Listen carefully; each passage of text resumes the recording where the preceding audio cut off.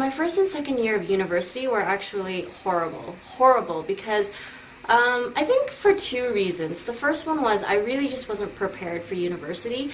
In high school, your teachers are so accommodating, they mentor you, effort plays a role, you're allowed to make mistakes, come back, improve, and you build a relationship with your teacher.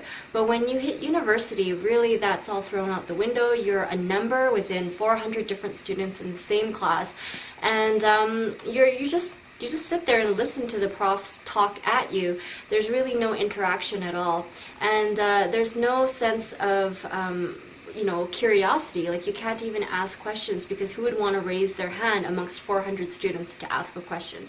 So I really struggled with that. And so that was one of the reasons why I did really poorly. But second of all, I think that I just took advantage of my newfound freedom. You can create your own schedules. You don't even have to really be in class, because who would know if you were not there? So I didn't go to class very often. I spent a lot of time just sort of hanging out and staying at home and not going to school.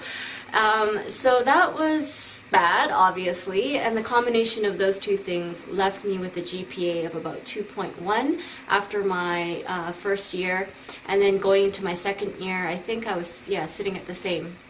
It was horrible. I was just taking a bunch of general study courses because I didn't know what I wanted to do, but I did take quite a few economics courses, thinking that I wanted to go into business, and I don't know why I made a link between econ and business, because there isn't a real strong link, but anyways, that's why I decided to take a lot of econ courses.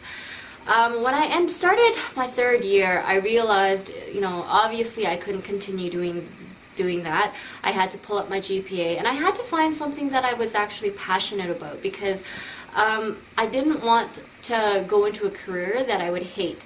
And so I began to do quite a bit of soul searching, going back to my roots. What was I actually good at in school growing up? And English and social studies, like the humanities side of things, I always did better in those subjects than in math and sciences and stuff, and yet I decided to somehow go into economics, so it just didn't make sense to me. So I just took a bit of a risk and decided to take some English courses, and love them. I absolutely love them, and I just sort of rediscovered my passion for English. Now, it's funny, because a lot of you guys talk about how articulate I am and stuff, and really it's just the power of editing, because I'm not. And in fact, I was usually the black sheep in all of my English courses, because my grammar was terrible. My grammar is still terrible. My vocabulary is pretty limited. And really, I'm kind of lazy, and so unless I really loved the text that I was reading, I had a propensity not to finish some of my texts, which is terrible, right? But I think what allowed me to keep going in English was that I may not have been really good at the technical stuff, but I actually really excelled at taking information, analyzing it, developing a position on it, and then finding supporting arguments in order to sort of strengthen my position. That seems to be one of my strengths. So that's how I got through my English courses. And I actually did fairly well, and it just goes to show that when you find something that you love and you put the effort into it, you can do well. So by the time I graduated, I was able to pull my GPA up to like a 3.6 from a 2.1. So I did have to work really hard, but I actually enjoyed it, and I would spend days and days and days just locked up in my room and my computer and writing and reading for my English essays and whatnot. So anyways, that's basically it. I graduated, and I graduated with 2 degrees, my English degree as well as my econ degree, because I had done so many courses it would be a waste for me not to continue. And the interesting thing is that when I hit my senior level courses in economics, I was able to take courses like behavioral economics, or the economics of social issues, the economics of health, the economics of different cultures, that kind of thing. And I thought those kinds of courses were so interesting and so intriguing. And so I ended up really actually liking my econ senior courses as well.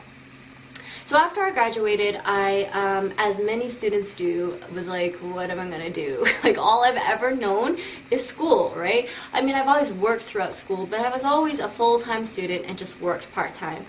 And so, like many students, I wanted to do a bit of traveling, and I recognized that I couldn't just travel without making money because I just didn't have that kind of savings. So I moved to Hong Kong and I decided to teach kindergarten there. And I taught at an international kindergarten for about a year in Hong Kong. One of my all-time favorite jobs. I learned a lot. I was on my own. For the first time in my life, I was by myself, making my own money, living in my own place, and really making my own decisions. And it was a really interesting experience for me. I also worked at a shipping company while I was there, just prior to me starting at my kindergarten. And so that was my first glimpse into the corporate world, and I just struggled there big time, really struggled. So anyways, I dabbled in that, dabbled a little bit in banking and that kind of thing as well. But didn't love it. I love teaching. So I came back to Canada after a year for health reasons, and I went and got my Bachelor of Education. But anyways, I came out of university, and I don't want to go too much into detail as to the kinds of jobs that I ended up going into, but a couple of you asked if I could give you some ideas or share my experience around transitioning into the workplace. And I have to say, the first thing that came to mind was that it was an adjustment yet again, right? Out of high school, you adjust to university. Out of university, you adjust to the workplace because, there's politics involved. You have to be able to get along with your colleagues in different ways than you did with your classmates. And you also have different expectations of yourself and of people around you. And you can't just throw a hissy fit when things don't work out. But in the work environment, you really have to handle yourself in such a different way than you did, I think, as a student. And you have to really be able to sort of pull back some of your emotions and be able to handle yourself professionally. And so it's different, right? It is different because as a student, if you're pissed off, you're pissed off, and young angst seems to be okay, but not in the work environment. So as far as getting jobs or interviews and all that kind of stuff, I can't really give you a formula because so much of it is contingent on your experience, the way that you carry yourself in the interview, your education, your personality, your own expectations. So it's difficult for me to really give you some concrete advice, but what I will say is that I know that some people have a tendency to just get a job. That's my goal, is just get a job because, you have student loans and blah, blah, blah. Just get a job. But I really encourage you to give yourself some time as well to find a job that you really, really want. I'm not suggesting that you wait years before you find your first job, but I think that in the long run it'll pay off because it's your first job, it's your first sort of taste of what your career will look like, and if you don't really like what you're walking into, it's going to be an incredibly difficult first couple of years. And I found that the first couple of years after coming out of university are always the most difficult, right? Because again, you're transitioning, your life is changing. So you want to find a job that you're passionate about, you want to find a job that you love, you want to find a job that you see yourself with for a few years, and that may take a little bit of time, but I really do encourage you guys to find that job that you really feel comfortable with. Also, all I can say is be patient the first couple of years. You're going to experience some things that you probably never experienced in university or in your part-time jobs. There's a lot of politics, there's a lot of, there's just a lot of stuff in a professional environment that you may not have been exposed to.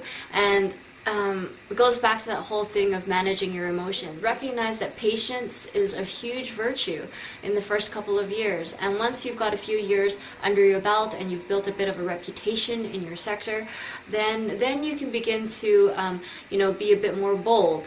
But the first couple of years, it's tough. It's really tough. And that's really all I can say. So I don't know if this is helpful. That was my experience, and I'll talk to you soon. Bye.